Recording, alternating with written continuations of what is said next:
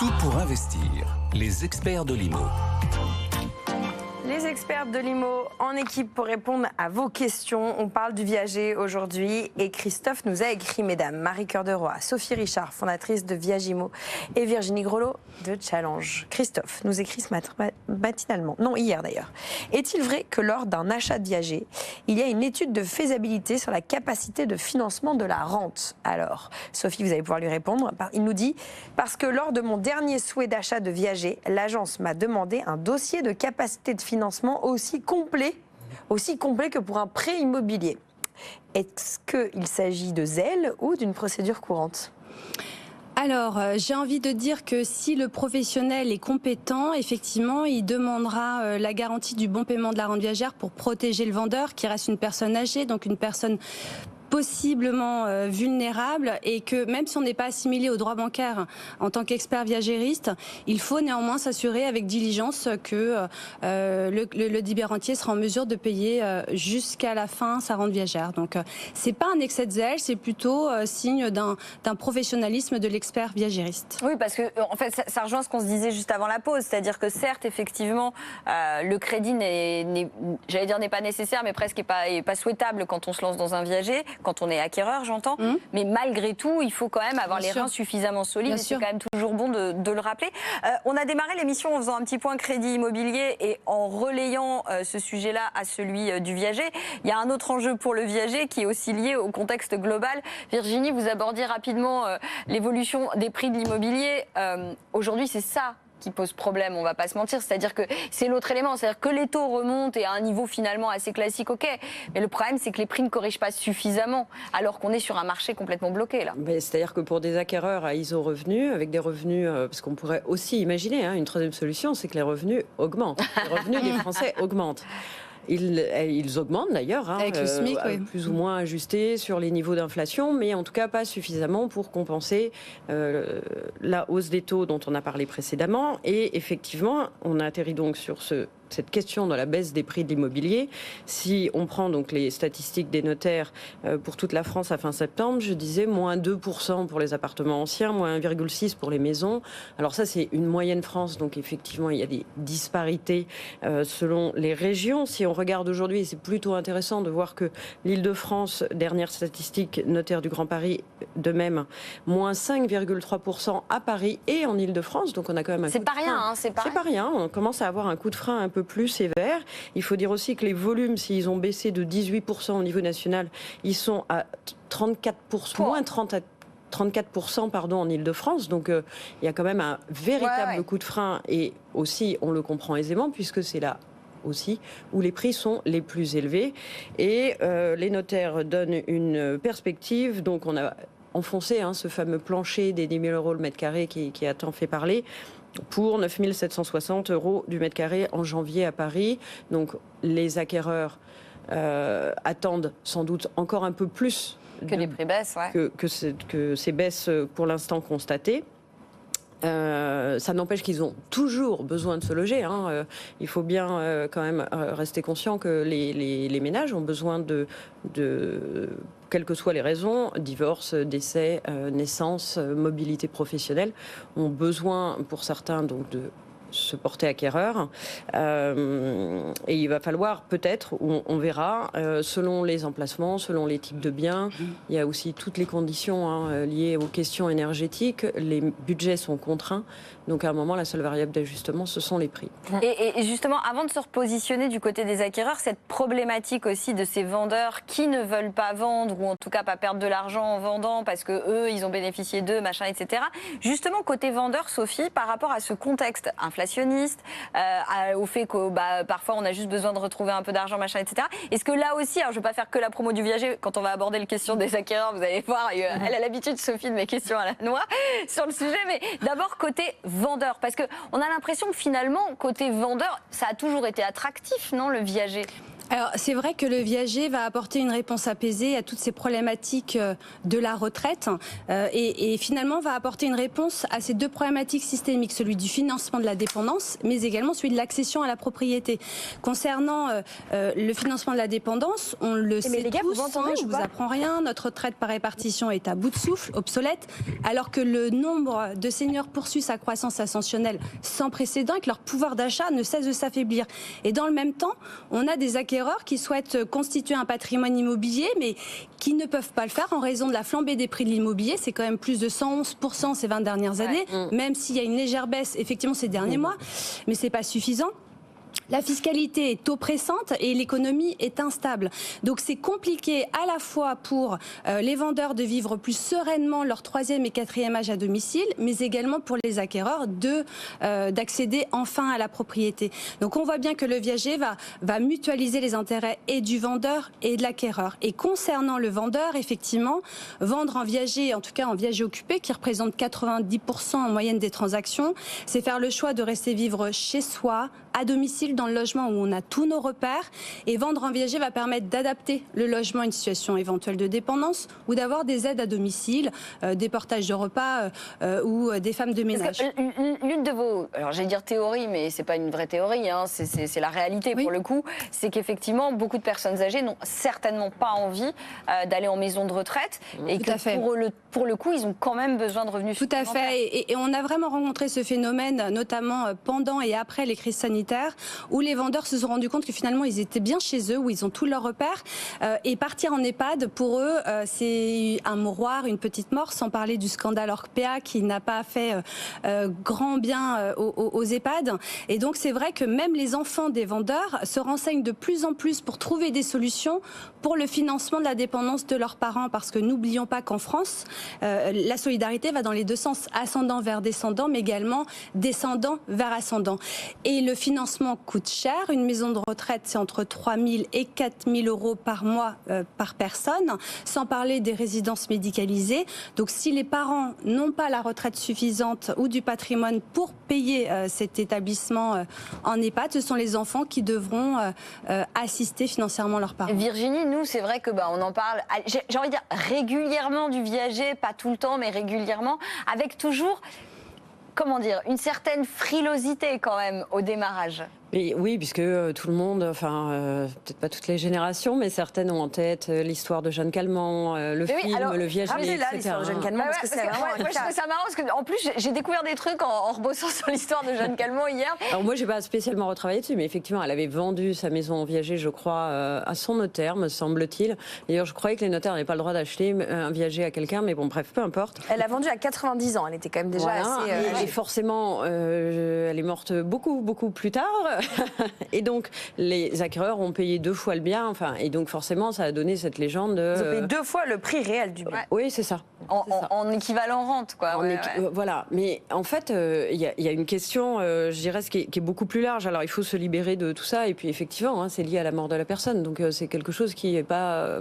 où les gens ne sont pas très à l'aise avec Sophie, la première fois qu'on s'est vu il y a quelques années, je lui dis, mais c'est quand même un pari sur la mort, le viager. Oui, c'est ce qu'on dit souvent aussi. C'est parfois rebutoire, pas pour les vendeurs, justement, mais pour les acquéreurs. Oui. Alors, ça fait partie effectivement des idées reçues, des tabous, qui fait que beaucoup ne prennent pas le temps de s'y intéresser. Et par rapport à ce phénomène Jeanne Calment, déjà le premier conseil qu'on pourrait donner aux investisseurs, c'est d'aller vers une agence Viagimo pour éviter ce phénomène. Vous auriez su, non, mais alors là, Sophie, c'est quand même pas comment vous éviteriez cette situation? Blague à part.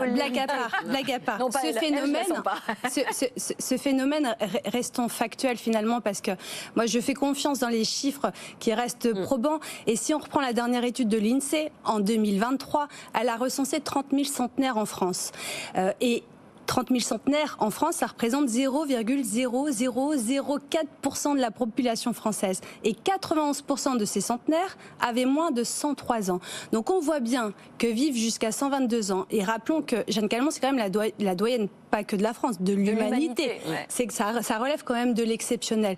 Donc oui, ça fait partie en tout cas des idées reçues qu'on peut avoir sur le viager, qu'on va surpayer un viager, qu'on va parier sur la mort de quelqu'un, alors que finalement, on se rend compte que le viager va répondre aux ambitions de l'économie circulaire dont beaucoup de Français souhaitent. Ça va permettre de satisfaire le financement de la dépendance pour le vendeur qui va vivre plus sereinement aujourd'hui, et ça va permettre de répondre à un acquéreur qui souhaite se constituer de l'immobilier, de la pierre, pour anticiper sa future retraite. Mais c'est surtout, alors c'est sans doute là aussi le point de blocage que n'évoquent pas forcément les gens, enfin pas de prime abord, c'est en fait le viager, beaucoup considèrent chez les enfants de ceux qui vendent en viager, qu'ils vont être privés d'héritage. C'est ce que j'allais vous dire, Virginie. Et ça, c'est un sentiment qui est parfois perçu comme une très grande injustice, parce que certains considèrent que l'héritage et l'intégralité de l'héritage leur est due. Sauf qu'on voit bien aujourd'hui, alors j'ai pas les chiffres en tête, mais on sait que Sophie en parlait, mais la population française vieillit. Il y a une autre, j'ai regardé d'autres statistiques de l'INSEE qui sont sur les questions patrimoniales. On sait très bien que, bien sûr, à 30 ans, on a très peu de patrimoine, et à 60 ans et plus, c'est là où se retrouvent les concentrations de patrimoine. Et il y a aussi un effet qui est consécutif de la hausse des prix qu'on a constaté ces dernières années. Je regardais les chiffres, donc à fin 22, on est quasiment sur un patrimoine national de 15 000 milliards d'euros. Et sur ces 15 000 milliards, il y a quasiment 4 800 milliards dans le logement. Donc ça veut dire qu'il y a quand même, et ce qui est équivalent au patrimoine financier, 4 356 milliards, donc on est à peu près au même niveau, mais sauf que évidemment dans le logement cet argent est bloqué entre guillemets, puisque l'immobilier n'est par définition pas liquide immédiatement. Donc, il y a déjà eu, ce débat revient régulièrement sur le tapis. On a eu à une époque les questions de prêts viagers hypothécaires qui permettaient de rendre liquide une partie du patrimoine. Là, il y a cette solution du viager. On entend énormément parler aussi des solutions de vente démembrées, avec un démembrement de propriété. La question, c'est que aussi ces populations qui vieillissent, qui vont donc avoir des frais de santé notamment plus importants, la durée de vie qui s'allonge. Et des revenus qui, eux, les retraites augmentent pas beaucoup, si ce n'est qu'elles sont plus ou moins indexées sur l'inflation. Il n'y a pas forcément de retraite complémentaire, donc la seule variable d'ajustement, ça va être de rendre liquide ce patrimoine. Alors, c'est effectivement ça. C'est ça qu'il faut faire comprendre aussi. Le viager, effectivement, je vous rejoins, va permettre de réguler finalement cette économie. On voit bien que l'argent est immobilisé de part et d'autre. Il sera immobilisé sur des placements financiers côté acquéreur, alors que l'argent ne nous attend pas dans un coffre-fort numérique. Il va être immobilisé côté vendeur dans la maison. Et vendre un viager va permettre, c'est cette fameuse économie circulaire que j'évoquais tout à l'heure, va permettre de réguler cette économie. Concernant les enfants et petits-enfants, cette idée que l'héritage est acquis, aujourd'hui avec l'allongement de la durée de vie, on voit bien qu'on hérite désormais de nos grands-parents finalement. Ça saute d'une génération. Ce qui va totalement changer le paradigme de la constitution du patrimoine immobilier. Et on rencontre au sein de nos agences de plus en plus de vendeurs qui souhaitent vendre de leur vivant pour donner de leur vivant à leurs enfants. Faire des donations. Exactement. Donc on pouvait avoir jusqu'à des prêts familiaux, et aujourd'hui on voit bien qu'on peut donner donc jusqu'à 100 000 euros par enfant par parent. Et que ces crédits rentiers vont donner à leurs enfants qui en ont besoin tout de suite. Ça a 40 ans, 50 ans, dont on a besoin de cette liquidité pour financer une acquisition de résidence principale, pour payer les études supérieures du petit-fils ou le permis de conduire. Et c'est vrai que ça n'a pas de prix de pouvoir donner de son vivant, sans oublier qu'on va organiser sa succession et donc éviter, parce que quand on hérite d'un bien immobilier qui n'est pas liquide et qu'il faut dans les 6 mois, on peut avoir effectivement parfois quelques délais, mais quand on doit vendre précipitamment un bien immobilier parce qu'on n'a pas l'argent pour payer les frais de succession, c'est très compliqué. Et même en ligne directe, les frais de succession restent assez substantiels. Les filles, on va essayer d'être très concrètes parce que moi je trouve qu'effectivement on a assez bien expliqué l'intérêt pour le vendeur et les problématiques de succession, d'héritage, etc. Mais pour l'acheteur, c'est compliqué le viager parce qu'il y a plein de formes de viager. On a parlé de l'affaire Jeanne Calment, du film Le Viager, enfin voilà. Concrètement, si ça m'intéresse, quel profil je dois avoir pour quel type de viager. Je vous pose la question, Sophie, parce que effectivement, quand on vous écoute, là depuis le début de l'émission, on n'arrête pas de dire toutes les 3, toutes les 4 que finalement il y a de vrais intérêts pour le vendeur, clairement, et que donc c'est pas forcément effectivement un pari sur la mort. Mais pour moi, de quoi il faut que je me méfie et au contraire vers quoi il faut que j'aille? Alors concernant l'acquéreur, on va rencontrer 2 profils d'acquéreurs. L'investisseur qui va vouloir se constituer de la pierre va se tourner plus naturellement vers le viager occupé, et l'acquéreur qui souhaite habiter son logement vers le viager libre. Concernant le viager occupé, donc le vendeur fait le choix de rester vivre chez lui et l'acquéreur va acheter un bien décoté, donc moins cher. L'acquéreur déjà va faire le choix d'investir dans la pierre. On sait, l'immobilier reste une valeur refuge, tangible pour les Français, et c'est assez culturel en France. Être propriétaire de son chez-soi, tout le monde aspire légitimement à cette accession-là.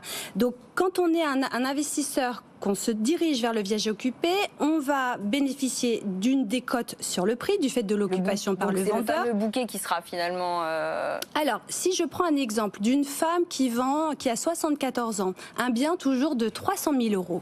En viager occupé, l'acquéreur versera un bouquet de 50 000 euros et une rente viagère de 550 euros par mois. Donc l'intérêt financier également pour l'acquéreur, c'est le vendeur va se substituer à l'établissement prêteur et exit tous les frais bancaires. Donc l'acquéreur va payer de manière échelonnée dans le temps. Donc on voit bien qu'il y a ici un intérêt économique, un intérêt financier, également un intérêt fiscal parce que les frais de mutation seront calculés sur ma valeur occupée. Aujourd'hui, une femme de 74 ans représente une décote de 50%. Ça veut dire que si j'achète un bien d'une valeur de 300 000 euros, la valeur occupée sera de 150 000 euros. Mes frais de mutation seront donc calculés sur cette valeur. Ça fait quasiment 10 000 euros d'économiser. Pour ceux qui sont soumis à l'IFI, également, je vais déclarer que la valeur occupée, bien que je sois propriétaire d'un bien d'une valeur de 300 000 euros. Et puis surtout, cette décote d'occupation de 150 000 euros représente cette valeur de loyer théorique que le crédit rentier qui occupe le logement ne va pas verser à mon acquéreur. Ça veut dire que j'ai aucun revenu foncier à déclarer et donc je ne viens pas impacter mon impôt sur le revenu. Et enfin, on rencontre beaucoup d'acquéreurs qui se dirigent vers le viager occupé pour la sérénité de gestion. Pourquoi ? Parce que mon vendeur qui reste vivre dans le logement un affect considérable pour son bien, il va l'entretenir comme aucun locataire ne le ferait. Et très souvent, il réinvestit tout ou partie du bouquet pour aménager son logement. Bon, ça c'est pour l'investisseur, mais pour celui qui veut y habiter, parce qu'on sait que c'est quand même un sacré problème aujourd'hui, parce qu'aujourd'hui on a quand même plus... Là on a l'impression quand même que les investisseurs, ils ont un petit peu déserté le marché, alors volontairement ou involontairement, voilà. Mais il y a surtout une quête aujourd'hui d'un logement pour habiter, on a des primo-accédants notamment. Oui, alors il y a beaucoup moins de ventes en viager libre, et il faut d'ailleurs aussi, il y a 2 petits bémols, c'est-à-dire que pour la personne qui va profiter de ce viager, donc qui vend en viager, il faut aussi, donc c'est bien de faire des donations, je rebondis sur ce qu'on disait juste avant, mais il faut aussi qu'elle se prémunisse elle, parce que il faut pouvoir anticiper les frais liés à la dépendance éventuelle, et donc ça c'est quand même important. Pareil, même si c'est un viager occupé, il faut bien garder en tête quelle est la répartition entre le paiement de la taxe foncière, le paiement des charges de copropriété, les travaux d'entretien, etc., etc.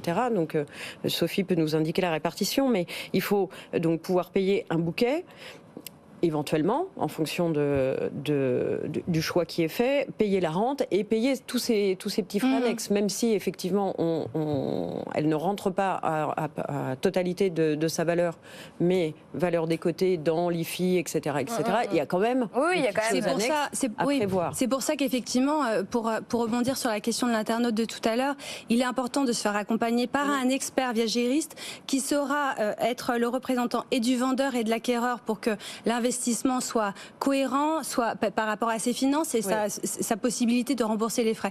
Donc effectivement, les charges et les taxes sont prévues dès le départ pour qu'il n'y ait aucune surprise.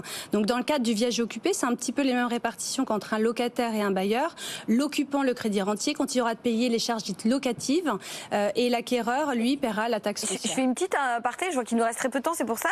Dis donc, la rénovation, du coup, on reparlera de nos primo-accédants, mais du coup, qui a en charge, par exemple, typiquement, c'est quoi le statut précis? Si moi, j'achète en viager occupé, que j'ai toujours donc mes vendeurs qui y habitent, est-ce que je suis soumis aux règles de rénovation?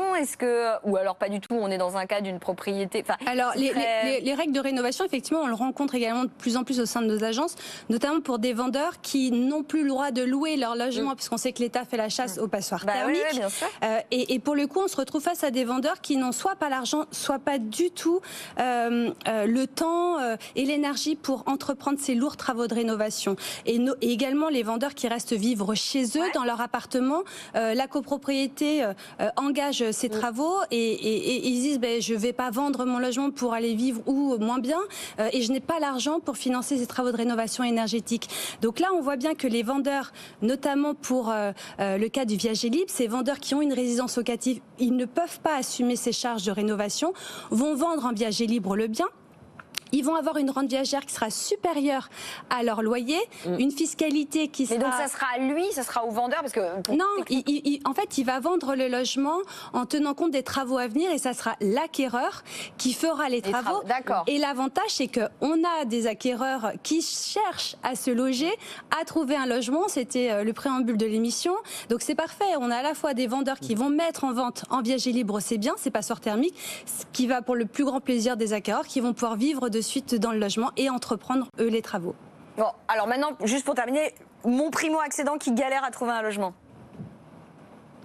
Est-ce que le viager est une solution? Non, mais le viager libre, s'il est libre, c'est le viager libre. Mais il y a la vraie question de la disponibilité du viager libre. Est-ce que véritablement, et puis quand je suis primo-accédant, est-ce que j'ai les... Parce que pour le viager libre, on est d'accord que le bouquet potentiel, c'est même pas, c'est extrêmement cher du coup. J'imagine que le bouquet n'est pas le même. Pas forcément. Dans mon exemple de tout à l'heure, pour un bien de 300 000 € pour une femme de 76 ans, on arrive à une rente viagère de 1 790 € sans bouquet. Donc on voit bien que pour être... Ça existe vraiment, ça, Sophie. Vraiment, et de plus en plus, notamment à cause de ces passoires énergétiques où les vendeurs n'ont pas l'argent pour entreprendre les travaux. Donc là, j'aurais uniquement, je dis uniquement, même si je sais que c'est beaucoup d'argent, mais j'aurais uniquement ces 50 000 € d'épargne sur mon compte en banque et la capacité de verser 1 700 €. Alors non. 1 790, c'est sans bouquet. Okay. Donc avec un bouquet de 50 000 €, on est dans les 1 400 € par mois. Donc c'est pour ça, Marie, je vous invite à consulter le site internet de Viagimo et vous verrez plein d'annonces qui correspondent à vos besoins. Donc là, vous êtes en train de dire à ceux qui nous écoutent et qui nous regardent, vous avez la possibilité d'acheter un bien à 300 000 €, moyennant 1 700 € de 1800. 1 790 € par mois sans versement de bouquet. Et surtout, sans banque. Sans banque. Et donc, sans banque, mais toujours un notaire. Ah, obligatoirement, ça reste une vente effectivement immobilière et il y aura le recours au notaire pour la signature de l'acte authentique. Bon, moi, Le mot de la fin, Sophie, c'est qui l'acheteur ou l'acheteuse typique du viager en 2023 ? Alors, demain, ce sera moi, du coup. L'acheteur typique, on a à la fois les primo-accédants. En fait, nous, on a un terrain de jeu assez vaste. On a à la fois des jeunes de 20, 25 ans qui cherchent à acheter leur premier logement, ou même des étudiants. On a ce phénomène-là de plus en plus.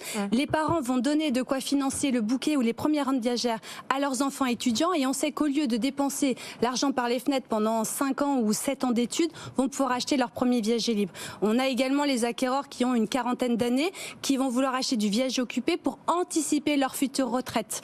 Donc on voit bien qu'on est sur une nouvelle forme de retraite par capitalisation qui va satisfaire les intérêts de chacun. Merci beaucoup Sophie Richard, fondatrice de Viagimo. Merci Virginie Grelot de l'équipe Challenge. Et merci Marie-Cœur de Roy pour ce topo viager intéressant pour toutes et pour tous.